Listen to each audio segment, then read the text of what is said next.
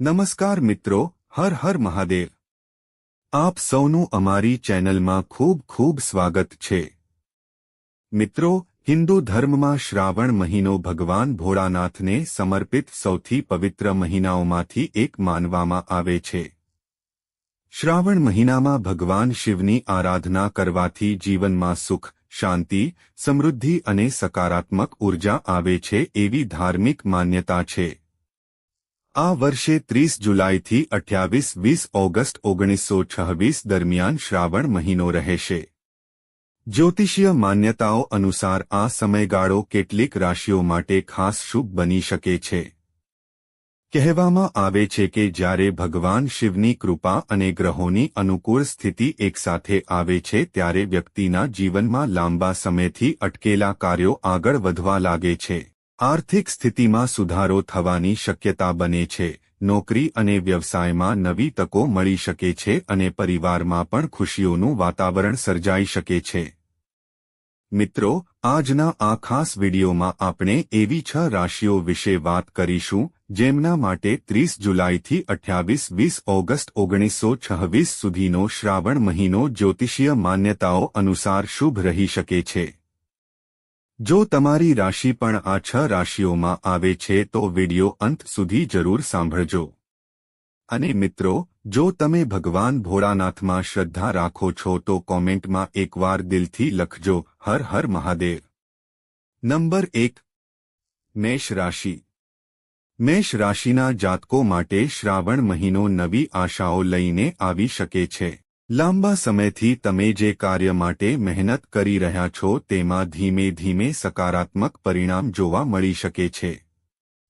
નોકરી કરતા લોકો માટે કાર્યસ્થળ પર નવી જવાબદારી અથવા નવી તક મળવાની સંભાવના બની શકે છે। તમારા કામની પ્રશંસા થઈ શકે છે અને તમારા આત્મવિશ્વાસમાં વધારો થઈ શકે છે। આ સમય દરમિયાન મેષ રાશિના જાતકો પોતાની આર્થિક સ્થિતિને મજબૂત બનાવવા માટે નવી યોજના બનાવી શકે છે। આવકના નવા રસ્તા શોધવાની તક મળી શકે છે। જો કોઈ જૂનું પેમેન્ટ અથવા અટકેલા પૈસા મેળવવાના પ્રયત્નો ચાલી રહ્યા હોય તો તેમાં પ્રગતિ થવાની આશા રાખી શકાય છે। વ્યવસાય કરતા લોકો માટે પણ શ્રાવણ મહિનો સારો રહી શકે છે। નવા લોકો સાથે સંપર્ક વધશે અને ભવિષ્યમાં તેનો લાભ મળી શકે છે। વેપારમાં ધીમે ધીમે વૃદ્ધિ જોવા મળી શકે છે। જો કે કોઈ પણ મોટો આર્થિક નિર્ણય લેતા પહેલા યોગ્ય વિચાર અને સલાહ લેવી જરૂરી રહેશે। ભગવાન શિવની કૃપા મેળવવા માટે મેષ રાશિના જાતકો શ્રાવણ મહિનામાં ભક્તિભાવથી શિવલિંગ પર જળ અર્પણ કરી શકે છે અને મનને શાંત રાખવાનો પ્રયત્ન કરી શકે છે। નંબર 2, વૃષભ રાશિ। વૃષભ રાશિના લોકો માટે શ્રાવણ મહિનો આર્થિક દૃષ્ટિએ મહત્વપૂર્ણ બની શકે છે। છેલ્લા કેટલાક સમયથી જો તમે પૈસાને લઈને ચિંતામાં હતા તો પરિસ્થિતિ ધીમે ધીમે સુધરતી જોવા મળી શકે છે। આવક અને ખર્ચ વચ્ચે સંતુલન બનાવવામાં સફળતા મળી શકે છે।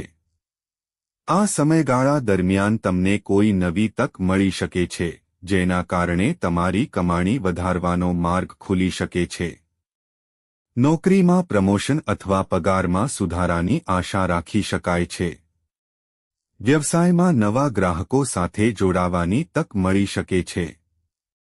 વૃષભ રાશિના જાતકો માટે પરિવારની દૃષ્ટિએ પણ સમય સારો રહી શકે છે।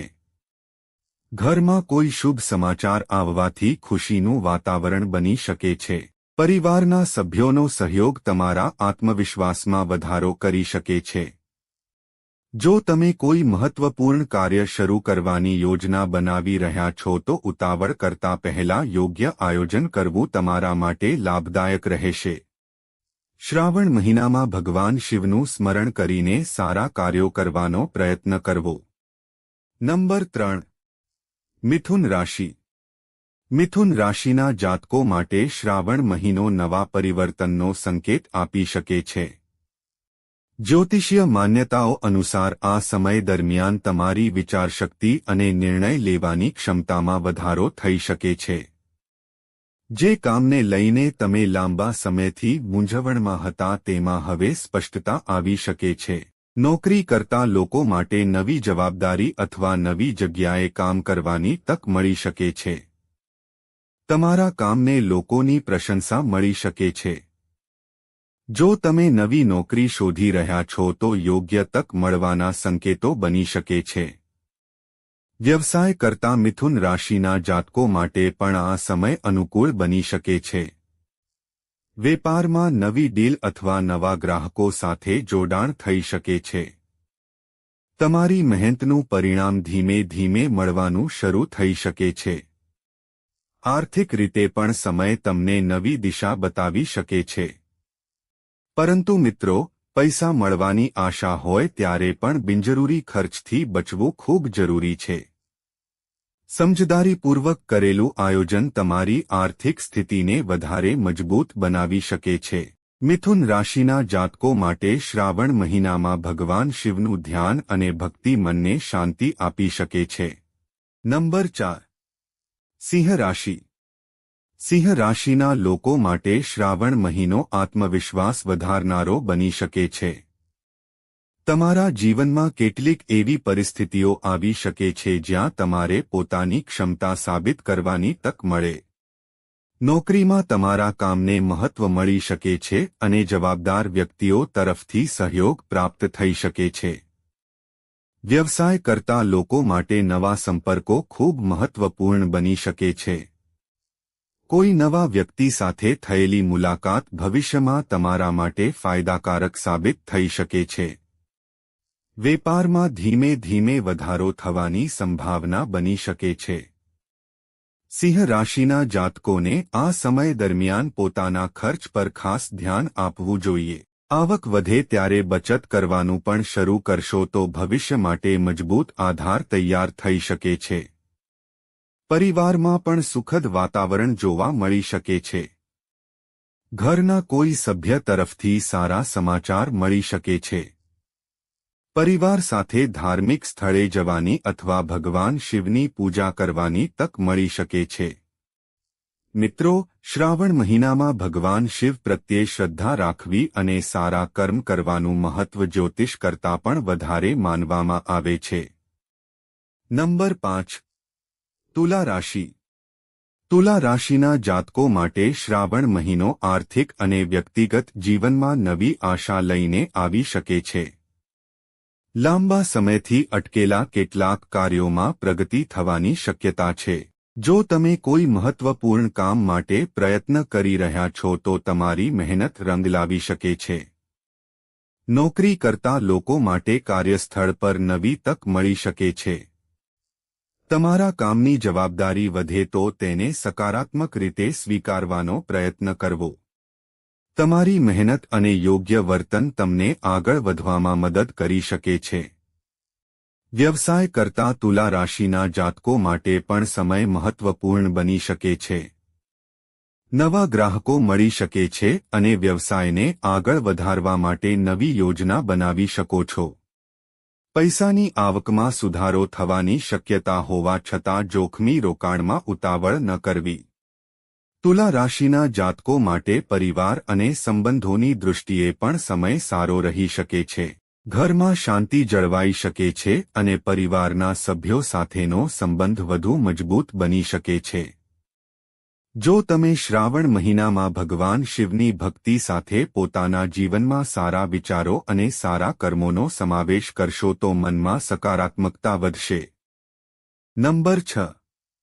ધનુ રાશિ. ધનુ રાશિના જાતકો માટે શ્રાવણ મહિનો નવી તક અને પ્રગતિનો સમય બની શકે છે. જ્યોતિષીય માન્યતાઓ અનુસાર આ સમય દરમિયાન તમારા જીવનમાં સકારાત્મક ફેરફારો થવાની સંભાવના બની શકે છે. નોકરી કરતા લોકો માટે નવી જવાબદારી અથવા નવી તક મળી શકે છે. જો તમે ઘણા સમયથી નોકરી બદલવાનું વિચારી રહ્યા છો તો યોગ્ય તકની શોધમાં આગળ વધી શકો છો. તમારા અનુભવ અને કુશળતાનો લાભ મળી શકે છે.